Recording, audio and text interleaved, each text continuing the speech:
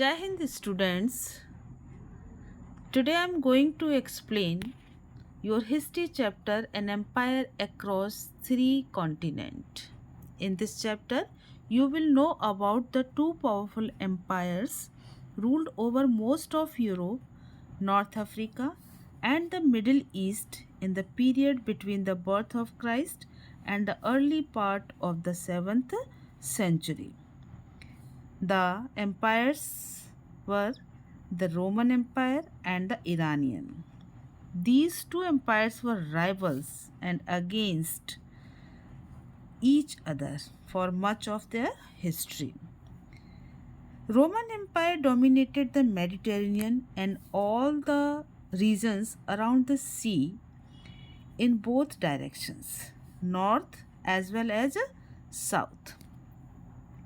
To the north, the boundaries of empire were formed by two great rivers, the Rhine and the Danube. To the south, it was expanded up to the desert called the Sahara. And to the east, there was the river Euphrates. And in the west, there was Atlantic Ocean. So it was spread in the three continents. Now we will discuss about the political history of the Roman Empire. You know, Roman Empire was culturally diverse empire. Here diverse communities were living. They spoke different languages, but Latin and Greek were the official languages. Do you know who was the first ruler of this empire? The Augustus.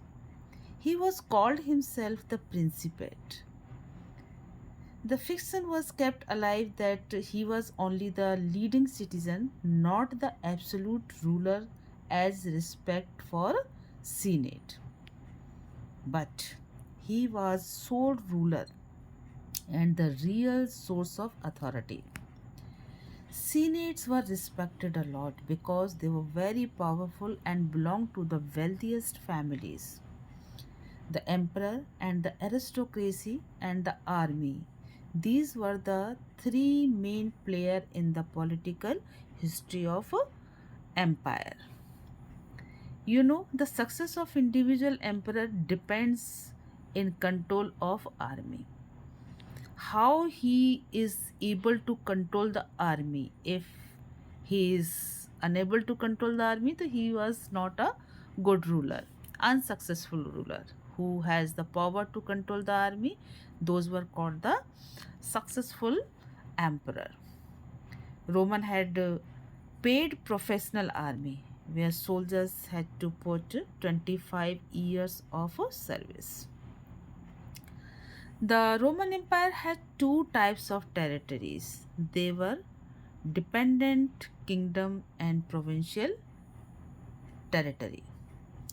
Many were very rich territories like Harold Kingdom, and all the empire was organized into provinces and subject to taxation.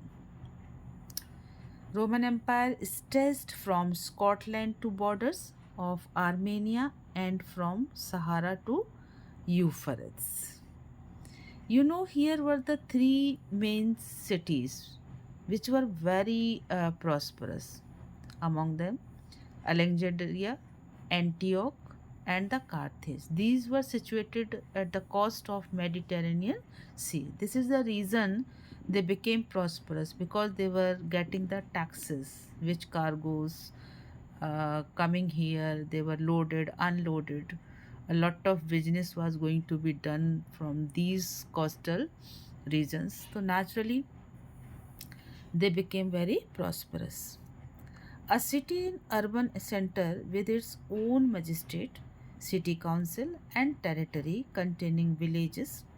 Villages can be upgraded to status of cities as mark of imperial favor. Now we will know about the crisis. The beginning centuries up to the second century, it was very prosperous empire. But in the third century, some crisis started to develop here. From 230, the Roman Empire found itself fighting in several fronts simultaneously. In Iran, an aggressive dynasty emerged in 225. They were called as Sasanians, and within just 15 years, it expanded rapidly in direction of Euphrates. German tribes also began to move against the Rhine and Danube. The rapid succession of emperors in the 3rd century, 25 emperors in 47 years, has been changed. So you can understand it is an obvious symptoms of strains faced by empire in this period. Now we will know about the gender roles in Roman Empire. Here was the system of nuclear family. Means to say, the typical form of marriages was done here. One whose wife did not transfer to her husband authority but retained full rights and property of her father. Women empowerment was there. They were independent status having. Marriages were generally arranged. There was no doubt some women were dominated by their husband. It is because of the gap between the age, because women were married in the 19th teens years and husbands were the 30th. This is the reason there was a great gap between the age and easily they could control over the women. Many examples were there of these domination. Divorce was relatively easy here and needed no more than a notice of intent to dissolve marriage either by husband or wife. Now we will know about the literacy rate. Here the casual literacy has been found in the different parts of empire. For example, Pompeii, which was buried in volcanic eruption in 79 CE, there is strong evidence of widespread casual literacy. Evidences have been found. Hundreds of papyri survive formal documents such as contracts, etc. Plurality of language was there. Many languages were spoken there. Among them, the main were Aramaic, Coptic, Berber, and Celtic. Here, a lot of trade and business was done. So, now little bit we will discuss about the economic expansion in Roman Empire.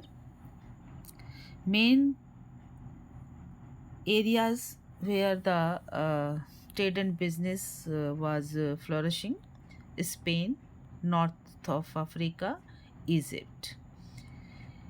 The empire had substantial economic infrastructure of harbors, mines, brickyards, etc. Wheat, wine, and olive oil were traded and consumed in huge quantity.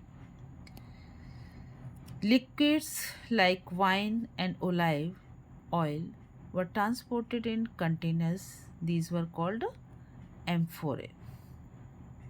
The empire included many regions that had a reputation for exceptional fertility. Italy, Sicily, Egypt, and southern Spain were all among most densely settled or wealthiest part of a empire. Here, the pastoral and semi-nomadic communities were also found. They moved, carrying their oven-shaped hut with them. That was called a mapilia. These were the temporary huts. Diversified applications of water power around the Mediterranean. Use of hydraulic mining techniques were also reflects use of science and technology in the empire. Now we will know about how the slaves were controlled here. Slavery was an institution deeply rooted in the ancient world, both in the Mediterranean and the Near East. Under the Augustus, there were still 3 million slaves in a total Italian population of 75 million. Slaves was an investment. The control of the slaves workers was very harsh. Columella, the first century writer, what he recommends the agriculturalists, landlord owners. He told he said the landowners should keep a reserve stock of implement and tools, twice as many they needed so that production could be continued. According to him, these workers should be grouped and chained in 10 workers in one group at least, and chained so that they could be checked easily which group is working well and which is not. But there were other writers also who were against all this system. Pliny the Elder, the author of famous natural history, considered slave gang as worst method of organizing production because these were chained together by their feet. It was very difficult for them. It was the harsh treatment to them that was against the humanity, according to him. A law was also passed in 398. According to that, these workers branded so that they could be recognized if they tried to run or hide away. A lot of poorer families went into debt bondage in order to survive. Parents sometimes sold their children into servitude for a period of 25 years. So you think what was the condition of these people? Now we will know about the social hierarchies, which type of milieu was there. So at the first top, wealthiest person, senators. They were the horsemen and the knights.